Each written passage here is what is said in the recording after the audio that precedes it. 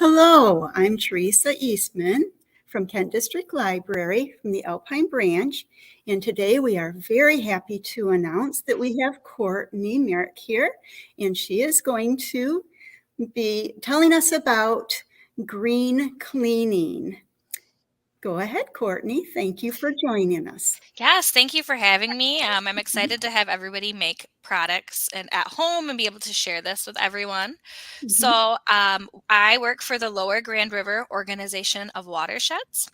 I am out of Kent County, downtown Grand Rapids is where our office is located, and we are kind of spreading the word of green cleaning and sharing our classes with as many people as possible. So it's been really nice to be able to host these at the KDL libraries and be able to get some more people included in our green cleaning. Wonderful. Thank you so much. I will let you go ahead and have the controls. Perfect. Okay, I see you. Great. I'm going to mute my mic.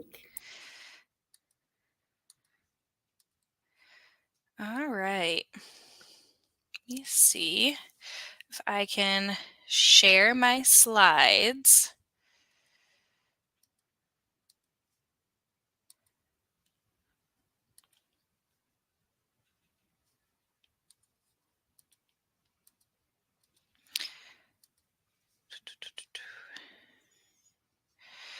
Teresa, before you go, do you know how to share the slides on here? I think you can just add to the stream, and there you go. Oh, perfect. I did not have that option. Okay, thank you. Okay, you're welcome. All right, so let me skip past my first. So like I said, my name is Courtney Merrick. Here is my email if you have any questions regarding green cleaning, if you want any more information or to hear more about Elgrow, feel free to shoot me an email. So I work for the Lower Grand River Organization of Watersheds, like I said, and this is a map to show you the area that we cover. So the Grand River starts way over in Jackson, Michigan, and then it flows through Lansing and out through Grand Haven. And we, for the Lower Grand, really focus on the areas from like Saranac over to the Grand River, and that includes all of the tributaries that flow into the Grand River.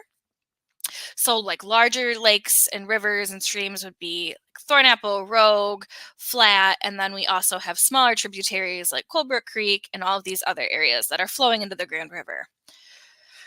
So if you like this class today and you enjoy what we do, please feel free to join our spring forum.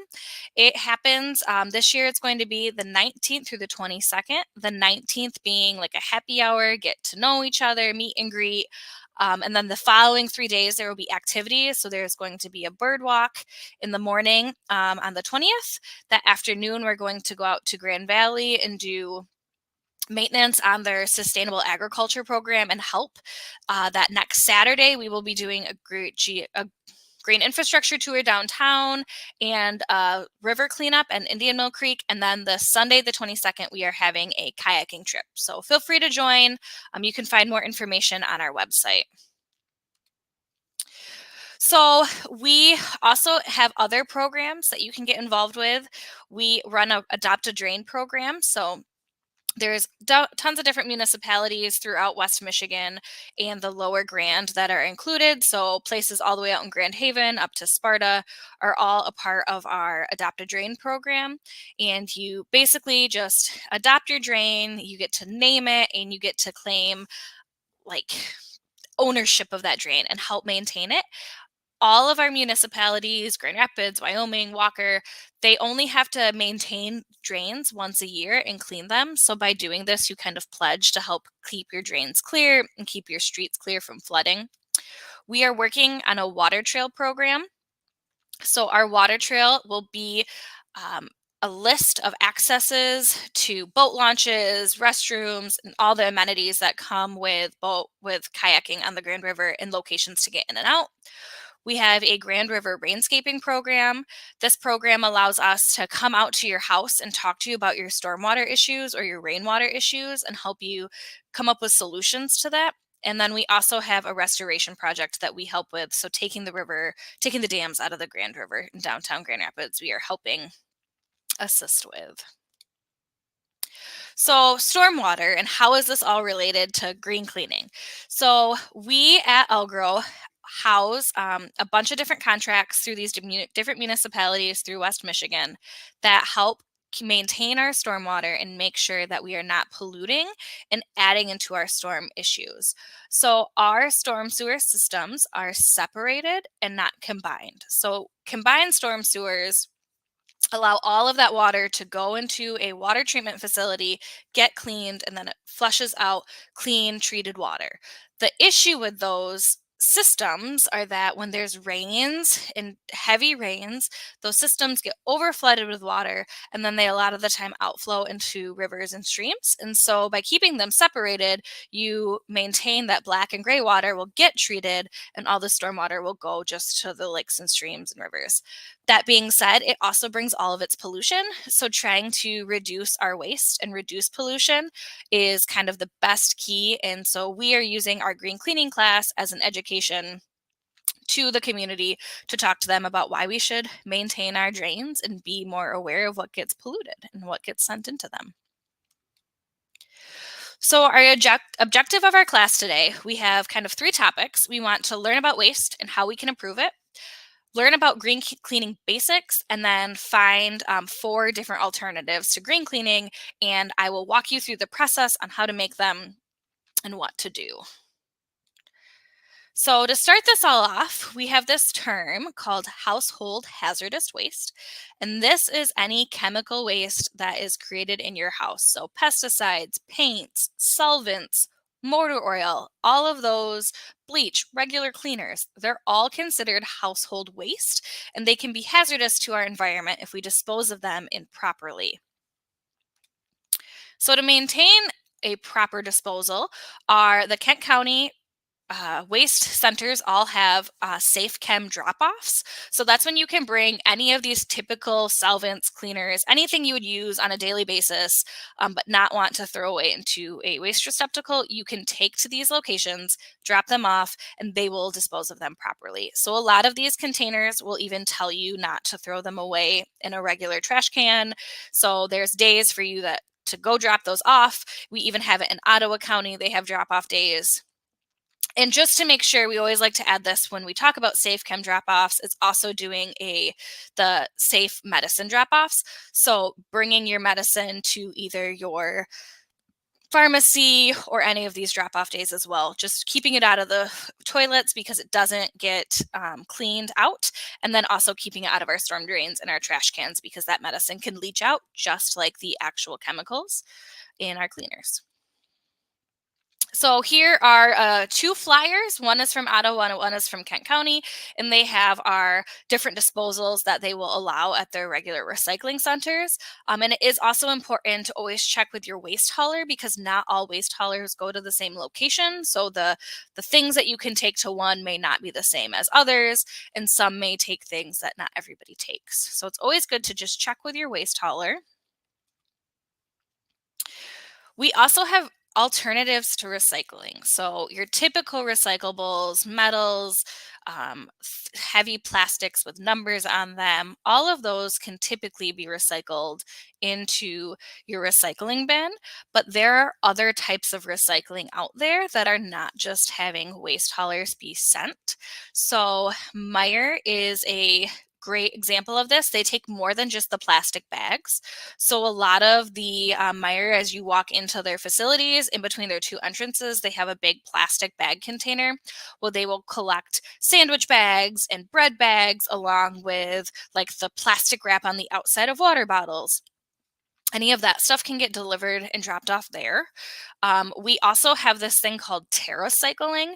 So Terracycling allows you to recycle items that your typical hauler and locations locally won't take.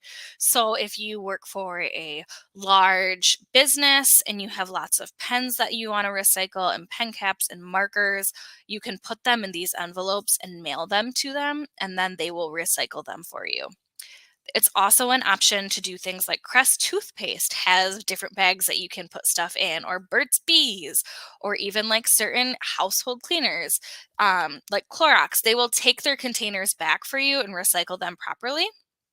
So you don't always just have to, if they don't always have a number on the bottom, a lot of toothpaste containers, those metal tubes can't be recycled typically, but you can mail them in and get them recycled. So there's a lot of options for reducing your household waste without just your typical recycling. So why do we want to reduce our waste? So besides just purchasing items in plastic containers that can be harmful to the environment, the embodied carbon that is used to create these items or ship these items can be really high. So as an example, this is a fruit cup. The fruit was produced in South America. The fruit was shipped to Asia, packaged in Asia, and then sent back to North America. So this whole process releases carbon into our atmosphere and releases CO2 and can cause harm to our environment besides just the typical thought of plastic. So thinking a lot about the items you purchase and not buying just simple plastic items that are shipped a lot, or buying local items if you can, knowing that you're reducing even your carbon footprint from shipping. So here are three different types of recycling, or three different types of an economy. Typically, we have a linear economy, which you produce the item, you make the item into something, you consume the item, you dispose of the item. And that's kind of the pattern that we have been in for a while. And we tried to get out of that. So we used like the recycling concept. So you would produce the item, you would produce the item, you would make the item into something, you would consume that item, you might recycle it once, and then you'll dispose of it again. But what we're really trying to focus is doing more of a circular economy where you produce the item, you make the item into something, you can consume it, then you'll repair it, you potentially reuse the item, you recycle the item, and you keep going in this like circular motion to reduce our waste and reduce what we're adding into the environment. So we keep throwing out this term green cleaning, and what is green cleaning? So green cleaning is environmentally friendly ways to clean your house. So reducing waste, reducing that carbon that has to transport your items all over the place, and just being over environmentally cautious about your cleaners that you're using in your home. So why do we care about green cleaning? Well, it can protect your family's health. So a lot of the time cleaners, people will have reactions to them. It can make them itchy, it can make their hands really dry. It helps with a smaller environmental footprint when you're making items by yourself and not shipping them. A lot of cleaners that you will buy, 90% of that cleaner in that spray bottle is just water. So reducing that shipment of water is really strong. You can buy concentrates that are small, like a concentrated amount of cleaner, and then you don't have to worry about just shipping water, because moving water is really heavy, and the more you pass it along the environment, the more of that carbon's being released. It can be safer for your pets, that is with the caveat knowing that we will be using essential oils today, and some essential oils are toxic to animals. Lilies are really toxic to pets, or to cats specifically. If they eat the flower of a lily, it can be poisonous to them. If you make an essential oil, which is like a concentrate of that lily, it's still poisonous to that cat. So just being cautious of that. They can be cheaper a lot of the time in the long run. You're buying items possibly in bulk. We already own these items. You use them for other things in your household. But the main thing I want to keep us aware of is we do have this term greenwashing. And so all of these other items are benefits to helping why you should be cautious. But another thing you should be cautious of when you're purchasing items from stores, a lot of the time, companies like to get on bandwagons to make themselves look better than they might actually be. So we have this term called greenwashing. And it's when they use terms like eco or natural, or their products might literally be in a green bottle with a green leaf on it. And it looks like it's more environmentally warming, but it might not actually be better for the environment. So when you make these items at home, you already know that they're not necessarily toxic to the environment. So just even being cautious of how the stores are presenting things to you. So here's an example of the price breakdown of making these items at your home. This is with the idea that you aren't just buying a tablespoon of vinegar a day. So it is cheaper per volume, but you're not going to only buy 3 cents worth of it at a time. You will be buying more, but it does end up making your typical cleaning costs a lot cheaper in the long run. So here are some different examples of options that you could switch out. So instead of using like plastic containers, using glass containers, instead of using single use, reusable a lot of the time. So I had mentioned the diluted concentrate. So buying diluted cleaners in those big spray bottles is more harmful to the environment than just buying a concentrate and putting it in your own spray bottle and adding water to it. We always like to keep people in mind and aware that using your items that you already have first is more environmentally friendly than buying more items. So if you do have only a plastic broom and a plastic dustpan and a plastic mop handle, don't go out and replace it with wooden items right off the bat, because if they're perfectly good and still could be used, you should use those up first. And then when they get bad, replace them with more environmentally friendly options. We also, so I talked about using wooden alternatives instead of using synthetic sponges, using like a copper scrubber. So these are all small steps that you can take just as you're slowly replacing out your cleaning supplies. There's no need to go out and buy $200 worth of new cleaning products if you have perfectly good ones, but just being cautious on a whole. Most of the things that I use at home are wooden. So when I'm done with them, I can toss them into my compost, or I can toss them on a campfire and have them burn up and not be as environmentally poor as just having like a plastic handle that I have to try to figure out how to dispose of, because in the end there might not be a number on it, which means you can't recycle it. So we just want to be cautious of that as well. So the 4 cleaning products that I'm going to show you are our all-purpose spray, our disinfectant wipes, stovetop paste, and scouring powder. So these titles, all of these cleaners came from different people. I did not create the cleaner and the process of making these. I have on the PowerPoint, which we can share later with the recipes, they have all of the people who created them, like the citation on them. So the disinfectant wipes, they are not a true disinfectant, not something I would use as a replace like to a Clorox wipe for COVID right now, but that's just the title. So I just wanted to like clarify that because it is not a true disinfectant. So before I make these products, I do want to give you a couple things to keep in mind. We should never reuse cleaning bottles. So when you buy a glass jar that's clean and new, you can reuse that glass jar because you know what you put into it, but you should not reuse containers that contained store-bought cleaners in them. Things like ammonia can be created, and we want to stay clear of that. We don't want to make any like chemical reaction. You could burn your skin. Whole gamut could be really poor. So just don't clean out bottles and think like, I can reuse this. You might not be able to. So being cautious of that. But if you buy like vinegar in a bottle and you want to reuse your vinegar bottle for something else, that's fine. Just not using store-bought cleaners and then reusing those jars. If you have any stones in your house, so like marble countertop, granite countertop, you want to stay clear of using vinegar on your countertop and not wiping it off. Vinegar is acidic and it will eat at the stone over a long period of time. So you need to be cautious of that. You can use the cleaner and wipe it down with water later, but don't spray the all-purpose spray or use the disinfectant wipes on your counter and leave them. It can cause erosion on your countertops. Then my last statement is the same thing we talked about previously, that the essential oils can be harmful to pets. So I have a list here that shows what essential oils are harmful to pets. A lot of the time it is with things like diffusing essential oils or a spray that you're going to use all the time. So if you're concerned about it, I would just stay clear of essential oils. If you feel like you're not equipped enough to make these decisions, if it's safe for your pets or not, you don't have to add them. A lot of the time, they're just kind of helping mask some of the scents. All right, so this is the first item we're going to make. It's the all-purpose spray. So our all-purpose spray is great for cleaning just around the house, cleaning off your countertops, spraying it on the ground before you like mop your floor.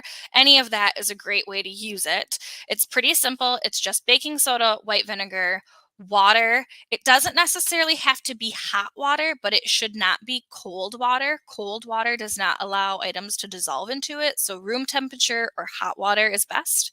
And then liquid soap, or liquid dish soap.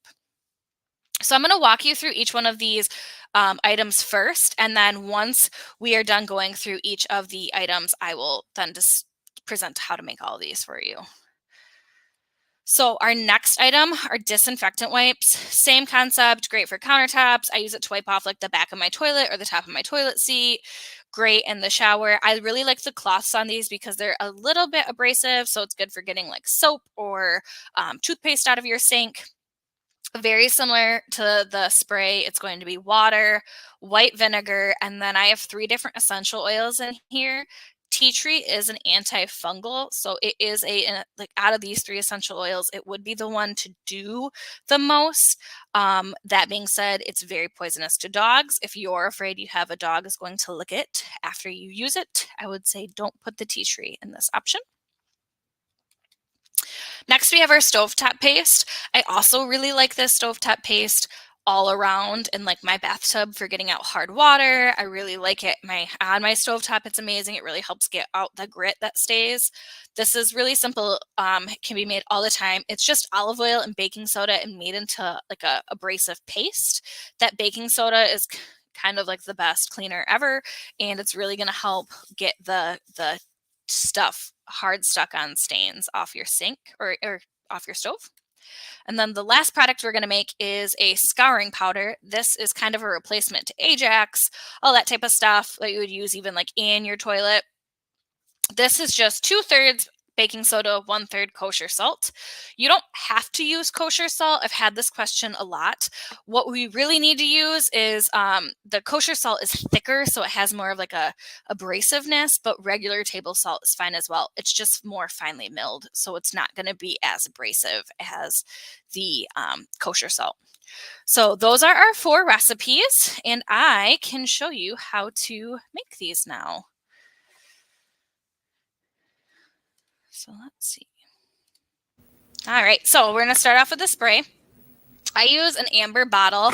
It's best to use amber bottles over clear bottles because you use like essential oils and stuff into them. A lot of the time it can have issues. Sunlight can get to it.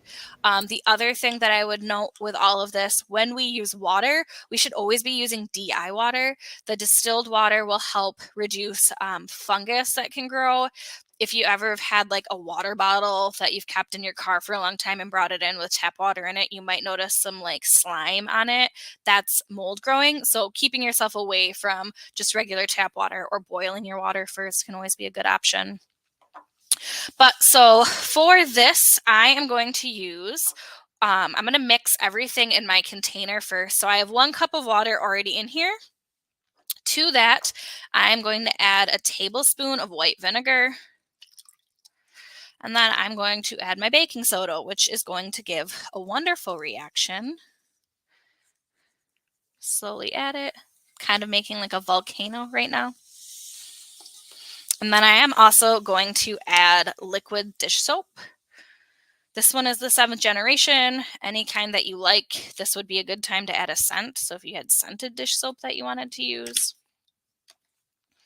And then I'm just going to mix that up. And it will kind of bubble. So this is one that I would slowly pour into your jar. And then I would also even potentially let it sit for a second and kind of let the reaction between the baking soda and the vinegar happen. But just for demonstration purposes, take my jar and slowly pour my liquid in. The baking soda in this can start to settle out. So I would recommend shaking it every so often before you use it. And once you start to get low on your solution, you might notice that your baking soda might be starting to either clog your spray bottle or start to leave a residue. And I would just add more of my liquids into that. So I would put my dish soap, my water, and my vinegar back into it. So you can kind of leave some of your baking soda out and just have a spray top. So there's our first cleaner. It's just that all-purpose spray. Use it for anything to wipe down in your house. The next cleaner we're going to do is the disinfectant wipes. So to start, we're going to roll our wipes. So I have cut pieces of fabric, just any size, and I used a pinking shears on them. So if you can kind of see, it has that serrated edge that will help the fabric from fraying, but you don't have to use those if you don't have them. And you're going to fold your fabric in half, hot dog style. And then you're going to take another piece of fabric and you're going to first start to roll your fabric. In doing so, we're going to make it so our wipe container can pull out kind of like you would baby wipes or Clorox wipes. So you can get more of that pull of continuous use. So get to yourself to about 2 inches after you roll. Overlap your next fabric. So my previous roll is underneath and my new piece is on top. And then I'm going to start to roll that. And then once I get to the next spot, get to like 2 inches, put my fabric on top and continue to roll. So you can put like 10 to 15 sheets in them. This is the first one. If you see, I have this little loop in here and it will allow me to pull out my fabric, leaving the next piece. All right. So I'm going to show you how to do the liquid portion of that. And I'm going to put all of those pieces into my actual jar. So I have another cup of water. Again, room temperature is completely fine. My DI water. I'm going to put 1/4 of a cup of white vinegar into my container. And then I'm going to take my essential oils. So for this one, I am going to use essential oils. I'm going to use 8 drops of tea tree, potentially. There we go. All right, my 8 drops tea tree. Next, I'm going to do 8 drops lemon.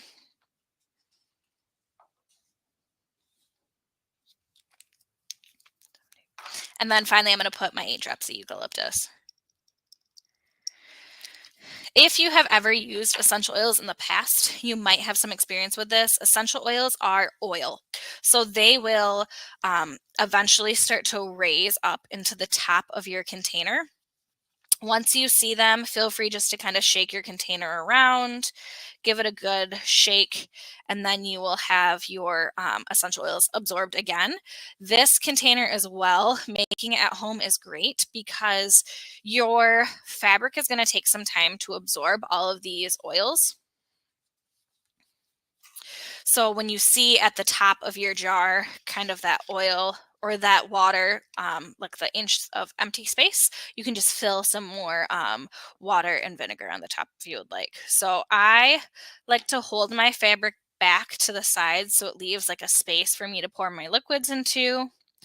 So I'm just going to pour all of that in here. And I'm not gonna have space for all of my liquid to start, but the more my fabric absorbs, the lower the water will go and I will have more space. So this, I just have my fabric in and my liquids. Let me pour the rest in here.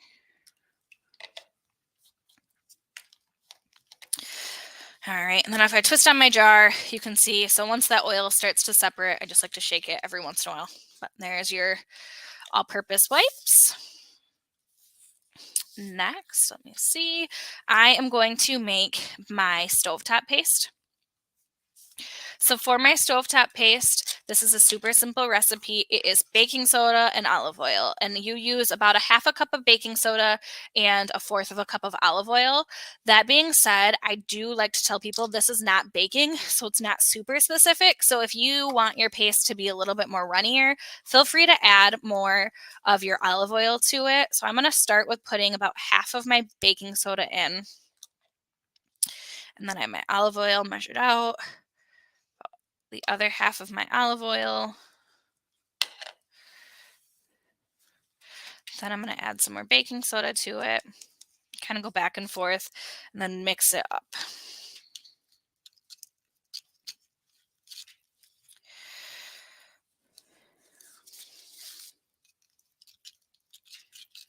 All right, so I'm going to put the rest of my baking soda in. And you're going to end up with like this slate paste. I've had people in my classes want it a lot more runny. Just add some more olive oil. If you like it really thick, you can use just the exact recipe.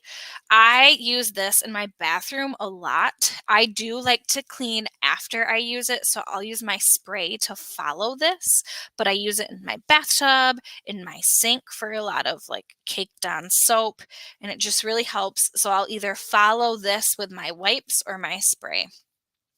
So here is our cleaner. Kind of gets like a banana yellow color. And then just put my lid on. And then I store this just under my sink in my kitchen, just like that. All right, and then our last item we are going to use today or make today is our scouring powder. So this one, I have a shaker bottle with a spray. I like this style a lot because it has some give to it. So I can kind of spray it when I'm cleaning it as a powder. It kind of puffs out more. All right, so for this one, it is 1/3 salt, 2/3 baking soda. So I'm going to take my baking soda, pour it into a container. I'm going to put probably half my baking soda. Then I'm going to take my kosher salt and mix it in. You could mix all of this in your jar to start, but it kind of sets where you put it. So I really like to give a good mixture, good mix between the two. Kind of break up some of those lumps because they won't come out of your spray bottle really easily. So I mix them together, and then I'm going to take a funnel, stick it in my container. It's a pretty big funnel, so it allows for my paste, or not my paste, my powder to go through. And then I'm just going to fill my container.